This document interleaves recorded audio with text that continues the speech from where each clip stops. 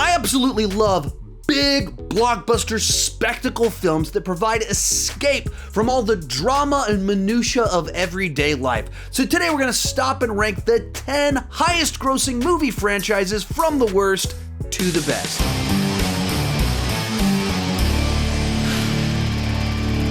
Hi, my name is Sean and I love to talk about movies way too much. With that in mind, go ahead and join me down below in the comment section. Share your ranking of the 10 highest grossing movie franchises of all time.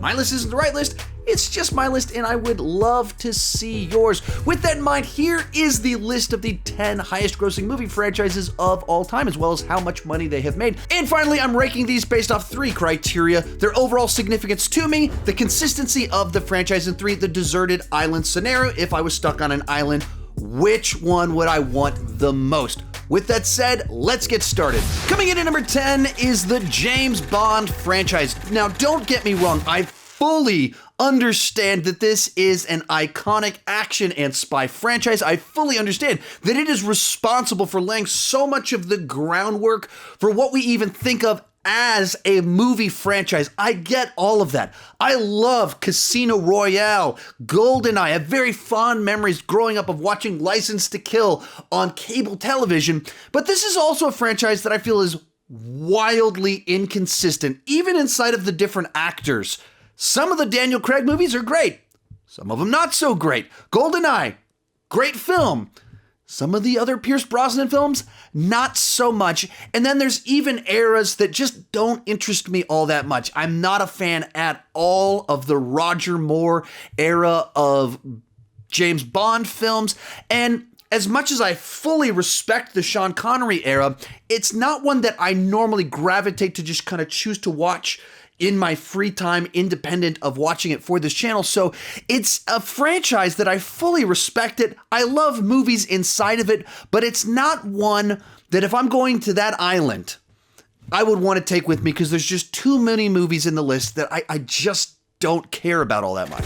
Number 9, the Fast and the Furious franchise. Now, this is an interesting one to me because I thought this franchise was dead after Tokyo Drift, but then they reinvented themselves, basically abandoned the street racing element and became like a action spy heist franchise and started just cranking out some of the absolute dumbest movies of the last decade, but also some of the most fun.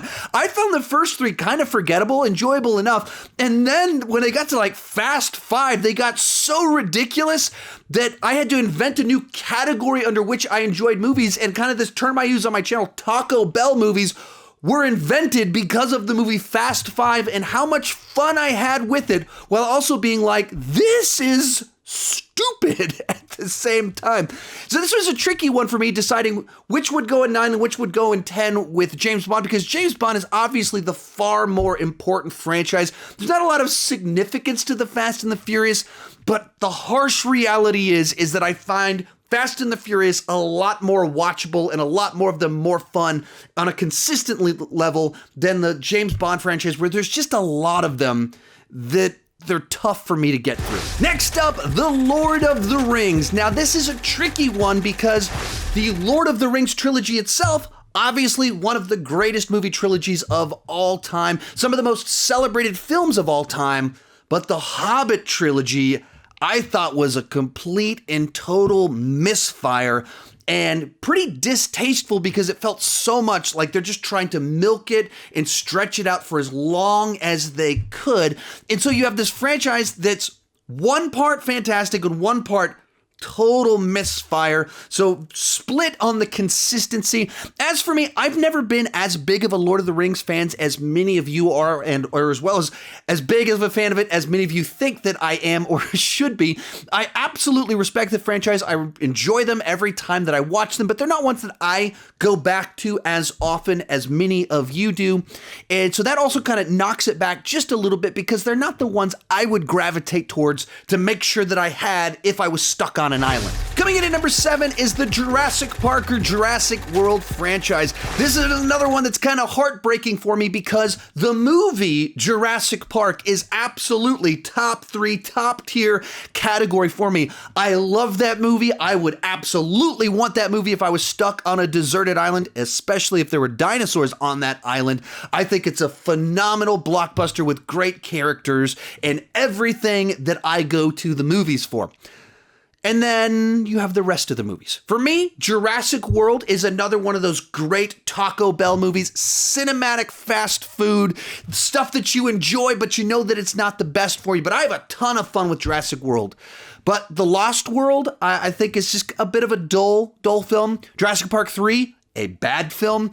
And Fallen Kingdom, I find pretty distasteful in where it kind of goes with the mythology. And so I got a franchise that is one that I think is fantastic, one that's very enjoyable, and then some stuff that's kind of way down here that unfortunately drags down this franchise. It's not a great franchise. It's a franchise with a phenomenal movie and some other stuff. Some of it more entertaining than other stuff. Then we have Harry Potter and the Wizarding World. Harry Potter is huge in my household. Everyone except me are massive fans of Harry Potter. My wife always wants to watch the movies. My kids are always listening to the audiobooks as they go to bed. They're always playing the Lego Harry Potter game. So Harry Potter is a massive part of my family. And with the way the universe is played out, I've been both to the Florida and the California Wizarding World of Harry Potter at Universal Studios. This might not be my personal favorite franchise, but I'm fine with all of them. I find all of them enjoyable enough, especially because I'm assuming if I'm stuck on this island, I'm with my family, I'm going to want to watch these movies with them. It is a huge part of my life because it's a huge part of their life. And just speaking on that consistency level, besides the Fantastic Beasts films, they kept a pretty consistent vibe with what they were trying to do, telling the journey of these kids as they were at Hogwarts. They did something pretty amazing throughout that original run of films. Whereas, like I said, with with Lord of the Rings, 3 of them are great. 3 of them are really not great. It's like 50-50. With Harry Potter, that's not the case. They kept the consistency pretty high. In 5th place is the X-Men franchise. This is another tricky one because the quality is all over the place with this franchise. Now, the original X-Men was one of the movies that kicked off the modern era of comic book movies, and then throughout its 20-year run delivered some of the best comic book movies of all time, whether you have very kind of serious adult dramas like Logan or Deadpool being the comedy for adults that's ultra violent at the same time, or Days of Future Past or X-Men 2. And it's also a franchise that wasn't afraid to take risks. It wasn't just trying to make movies for the lowest common denominator or the broadest audience. It took chances with more niche things. And I appreciate that about the X-Men franchise. But that also meant there's some really bad movies in this franchise too. X-Men 3, X-Men Origins, Wolverine, Apocalypse, Dark Phoenix. Like, some of these were just not good movies. And so it's a tricky one because it's all over the place. But at the end of the day, there's enough movies in here that I absolutely love. And even the ones that are weird experiments, I can appreciate that they were trying different things, trying new directors.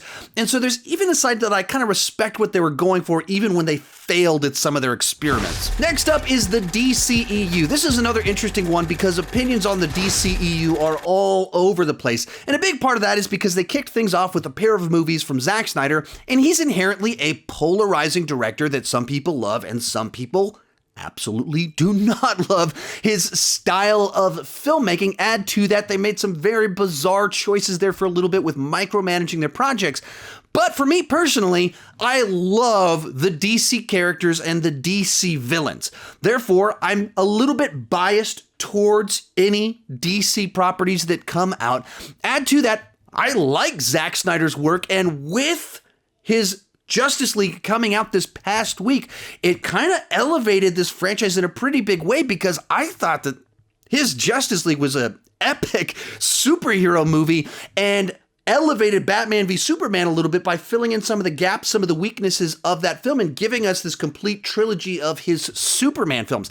Add to that, they were willing to take kind of creative risks and where I absolutely love the MCU. MCU kind of has a set format with what they go with, and DCEU allowed their directors to have a little bit more of a voice and a flavor. So Aquaman and Shazam feel absolutely nothing like the Zack Snyder films, and I think that that is a good thing. There's variety inside of the universe, and so while I understand why a lot of people don't like the DCEU, I thoroughly enjoy a large percentage of it. Real quick, before I give you my top 3, remember to share your ranking down below in the comment section. Also, once this video is over, I've done other videos kind of like this one. I did one where I ranked all of the superhero movies that have made over $1 billion, and I did another one where I ranked the top 10 highest grossing films of all time. So if you like this type of top 10 ranking, check those out right up here when this video is over.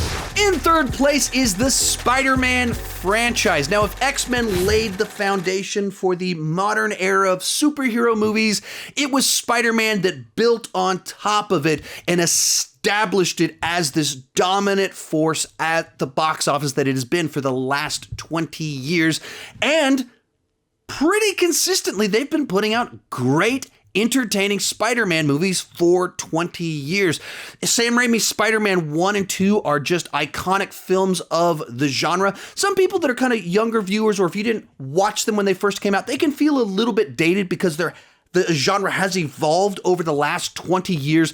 But for me, I think those first 2 films absolutely hold up. I enjoy the first Andrew Garfield Spider-Man film, and maybe not as strong as the first 2 Raimi films, but I think it did a lot of things really nicely, and Garfield and Emma Stone had amazing chemistry in that film. And then Tom Holland is a really nice new creative twist on the Spider-Man character that they put him in these interesting new scenarios. Now, of course, you have Spider-Man 3 in the mix, which is kind of made a couple of mistakes in there.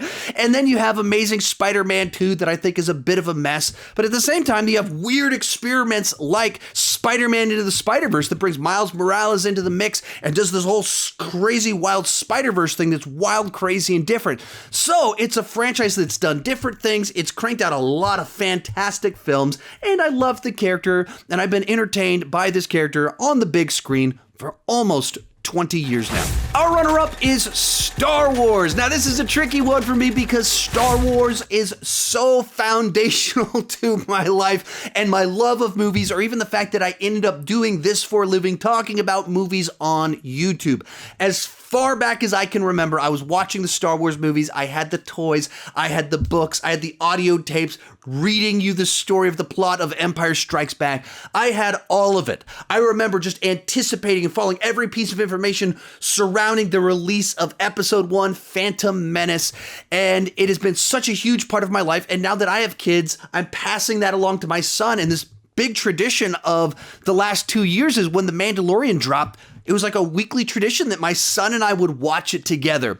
At the same time, Star Wars is very well known for being wildly inconsistent with the quality of the films, and in very different ways. I have absolutely loved the original trilogy.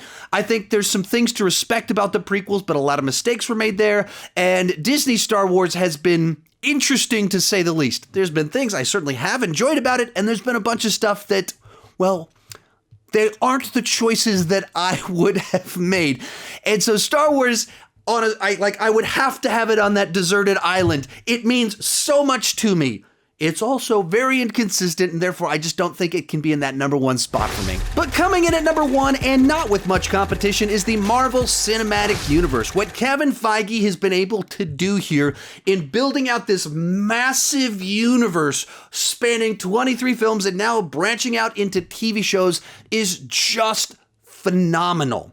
The quality level that they've been able to maintain is also just as impressive. Not one movie in the MCU is negative on Rotten Tomatoes, and for me, even the worst of the MCU is still very watchable. They're entertaining bad films even when they're bad, and there aren't very many, in my opinion, that are bad, and there are some that are absolutely phenomenal films inside of the genre and just in general.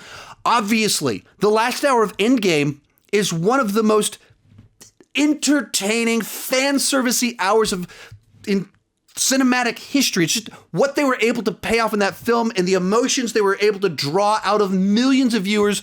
Incredible stuff. But all along the way, they've been entertaining, they've been delivering quality, and they've kept the continuity. Whereas like the X-Men movies, they just tossed continuity out the window. With SpiderMan, they rebooted it every few movies. With the MCU, they're 23 movies strong, holding it all together. And as of right now, I mean, when 2019, when they were last putting out movies, they peaked. They like put out awesome stuff that absolutely delivered on the hype. So without question, with very little competition, the MCU comes in at number 1. If you enjoyed this video and want more like it, check out those videos right over there where I ranked the highest grossing movies of all time, or that one right down there where I ranked all of the billion-dollar grossing comic book movies. Thank you so much for watching, and keep talking movies too much.